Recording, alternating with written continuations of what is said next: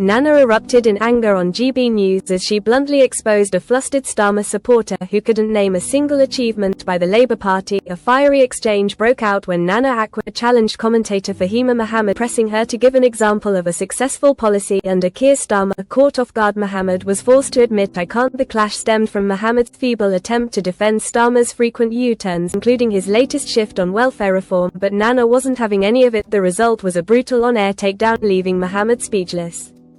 And the Labour Party red-faced in front of viewers. Watch the video before you do. Don't forget to subscribe, hit the like button and leave a comment. We're joining me now, political commentator and broadcaster Fahima Mohammed, and she's in the studio. Ha ha ha. Fahima, it's good to see you. Good to see you. Right, Fahima, your thoughts? Come on. He's backtracked 3, he's on a hat trick of U-turns, and the 4th was one which wasn't a policy related one, but now even the speech that he made, he didn't really mean it. He didn't write it. It doesn't sound like he read it beforehand.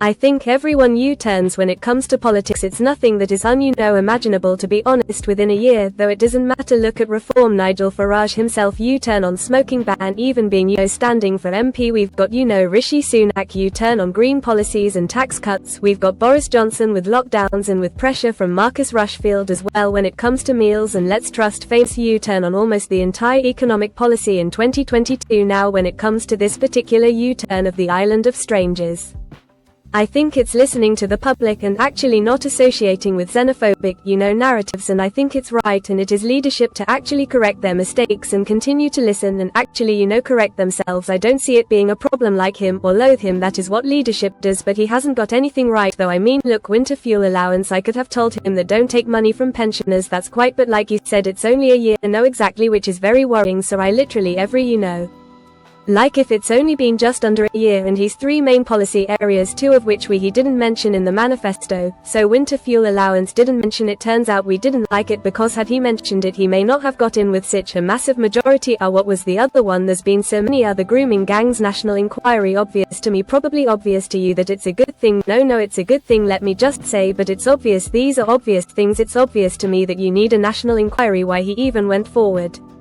and why they even pushed that through, it makes no sense to me. So these things he's not even U-turning on, things that there's a real sort of he's U-turning on things that the general public are completely against from the beginning. I understand that, but certain things come up and change happens, and public opinion also is something that we need to understand, that when they are voting for certain parties their policies are there just to sell. It's literally a loss leader like in a business, but when it comes to it you're actually selling goods. That is totally different.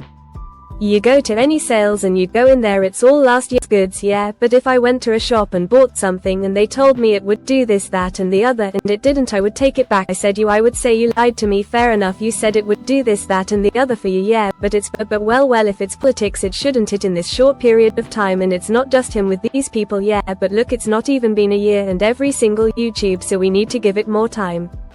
No, we need to give it more time. No, absolutely not, in order for it to actually take on a government that has been, really done damage for the last 14 years, and just to turn it around in the next, a year or so is also not fair. Give me one really good policy that they've made, the Labour government, since they've been in. Like I said before, I'm no fan of any party right now, well no, but just give me one green, okay, no, or independent, or the thing that they've gone back on. The fact that they are actually doing not the U-turns of the not the U-turns, one good policy that they came up with that they haven't U-turned on. I can't think of anything at the point right now exactly, and that's not good because literally everything they've come up with, but like I said, you can say that with everyone. Even no, I can't, yes, you can. No, you can absolutely. No, every single one has always been a negative, a right or a left. Every single party, it's always been where they promote certain things at the beginning and in the end it does not relay in everyday lives.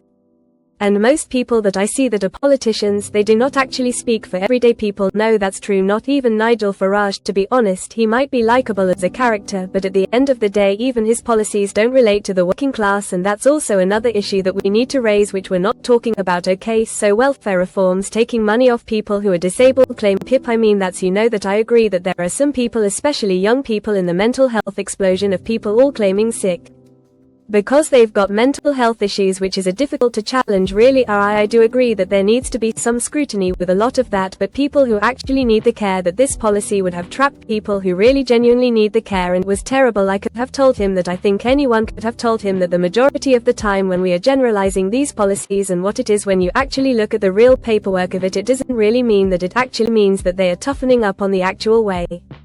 in which people are going to be processed. They're gonna actually open up that sort of gateway where at the end of the day people that really deserve it are gonna get it and the ones that are taking advantage may not. So then again we also realize that okay, they're taking it away when actually it's not, as actually minimizing it so people that really deserve it have it. So easy to generalize, nobody disagrees to that, and delete, nobody disagrees to that. However, that's not how this would have operated. Nobody disagrees that those who are most in need should get the money, but the way this was set up was that those most in need would have missed out on it, and that's the problem with a lot of the policies that they're bringing out, like for example with the winter fuel, £11,000, it's not enough to live on. In what world could you exist where you think that, say, a pensioner who cannot work cause usually they're too old or they may be ill to say that, oh, if you earn £11,000 we're gonna take away your heat allowance? Well, aren't you going to end up filling the NHS with people who are more ill because they're cold, or because this country isn't actually that warm? I get that doesn't make any sense. It doesn't make sense. If they came out with things that made sense, that'll be fine, but they're starting off things that don't make sense and came in because of COVID, and now that's disappeared. That's why it's actually trying to come back on it, and now they've realized it's not just COVID that people needs those kind of additional investments. They actually need it throughout. So maybe they're putting policies in and then getting the reaction of people,